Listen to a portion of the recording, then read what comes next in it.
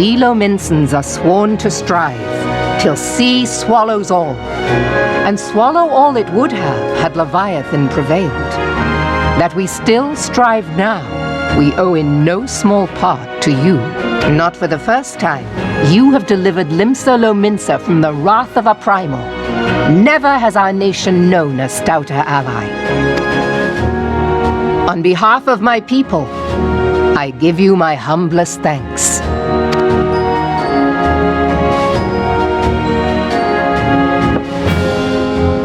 'Tis meet that I give thanks to old Mistbeard, too, for his fine solution. Whatever else he may have been, 'tis clear he was a resourceful soul. Would that I had a man like him in my service.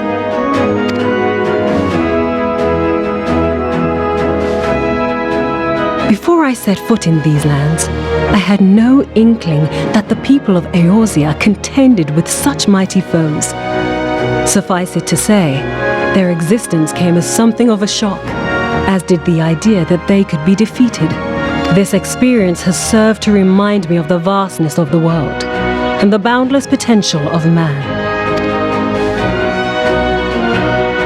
Though I am but a refugee in this realm, I would fain be of use to you in your fight. Know that I am tutored in one of the foremost combat arts of the Far East.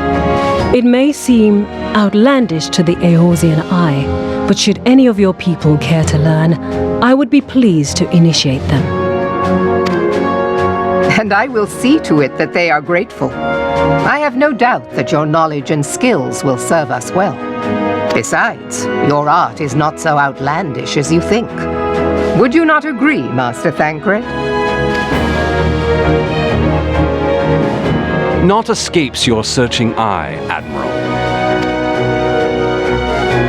Few are privy to this information, but Limsa Lominsa is home to a certain secret fraternity. Its members are trained in a form of combat not unlike your own. By my judgment, it should not be beyond such individuals to adapt to the techniques I witnessed you employing with such admirable deftness.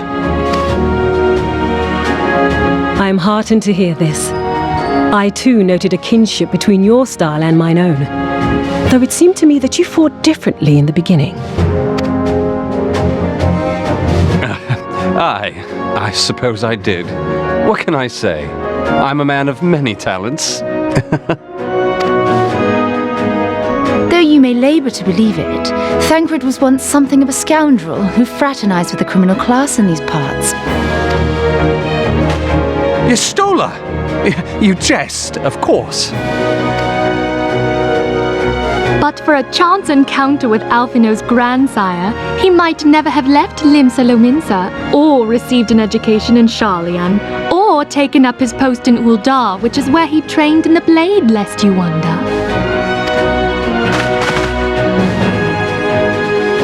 Minfilia, please! It would seem there is more to you than meets the eye, Master Thancred.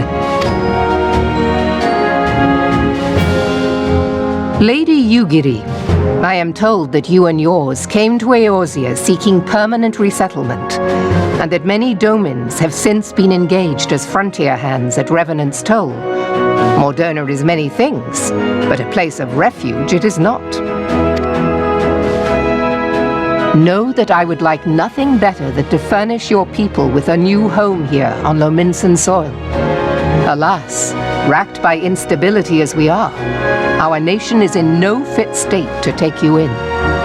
Yet I'll not have it said that we turned a blind eye to your suffering. Until such time as we can do more, I pledge to send provisions. We are in your debt, Admiral. I realize that it scarce qualifies as repayment, but if it please you, I shall set about sharing my martial knowledge with your people at once.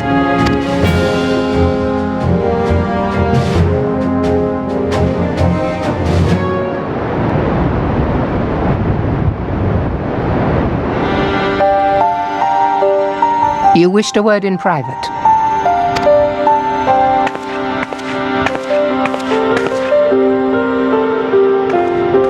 The better not to spoil the festive mood. History repeats itself, Admiral. As the kobolds did before them, the Sahagin resorted to summoning their god over a territorial feud. They acted in self-preservation. It may be that the Sahagin initiated this particular clash, but how it begins does not interest me so much as how it ends.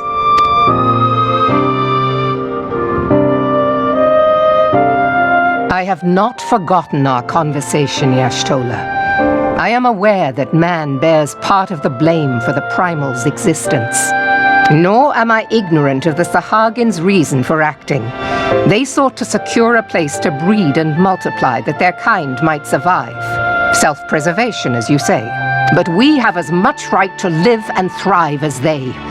If our own survival is threatened, are we to lay down our arms and welcome oblivion? Nay. And so you kill, that you might live. Yet if living is a right, then that right belongs to all peoples, be they men or beastmen. I'll not deny your reasoning, but when a storm gathers, it falls to me to see my people safely through it. That is my duty, and I shall do it.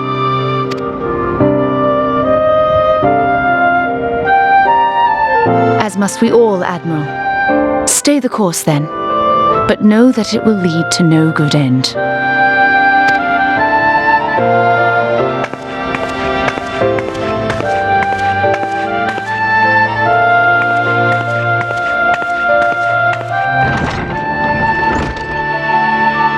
Man has ever put himself first and foremost. To justify his actions, he clads himself in the armor of righteousness, though it be a fancy of his own making. In this, mayhap the Garleans and we Domans are not so different.